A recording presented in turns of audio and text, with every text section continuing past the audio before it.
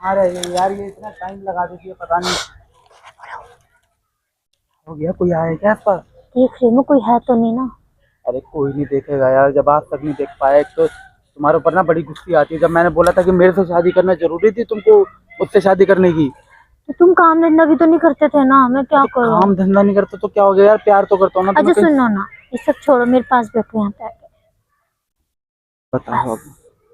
अब। और ना मैं ये कह रही थी ना कि मेरे पति ना 2 महीने के लिए जा रहे हैं। ओह वाह, ये तो बहुत अच्छी बात है। हाँ। तब तो मेरे आने के चांस पक्का है। हाँ तो मैं ये कह रही थी, अगर तुम्हें मेरे घर आना है तो तुम्हें वहाँ 2 महीने के लिए नौकर बन के रहना होगा। 2 महीने के लिए नौकर क्यों? तभी तो हम रात को मिल पाएंगे ना। ओह ये भी सही है यार। समझते नहीं हो ना रात। कोई बात नहीं, मैं तो बन जाऊंगा नौकर। पक्का ना। तुम्हारा नौकर क्या, तुम्हारे बाल की तरह बन जाऊंगा जो मेरे हमेशा हाथ तुम्हारे साथ दबाने होंगे, हाथ दबाओ। रहो। हाथ बात बाद में दबाएंगे, छोड़ो ना, पहले चलते आओ। आराम से चला करो।